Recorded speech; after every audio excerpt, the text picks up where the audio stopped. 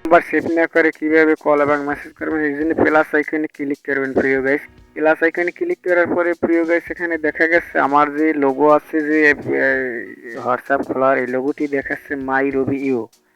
আমি আমার মোবাইল দিয়ে আপনাদের দেখাচ্ছি ট্রাই করে যে কিভাবে আম, আপনি নাম্বার সেভ না করে কল এবং মেসেজ করতে পারবেন।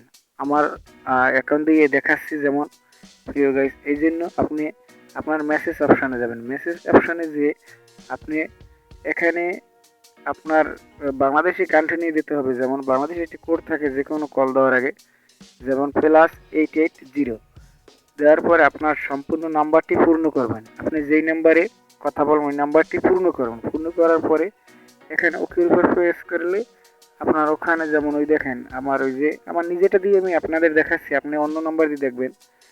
যেমন ওই মেসেজ আসছে, ওকে টিক চিহ্নে দেখা গেছে। এখন আপনি ওই উপরে ভিডিও কল, অডিও কল দিতে পারবেন। এইভাবে আমরা সেভ না করে যে কোনো হোয়াটসঅ্যাপ নাম্বারে কল এবং মেসেজ করতে পারি। আজকের ভিডিও দেখে যদি উপকার হয়ে থাকে চ্যানেলটি সাবস্ক্রাইব করুন, পাশে থেকে বেল আইকনটি বাজিয়ে দিন। আল্লাহ হাফেজ।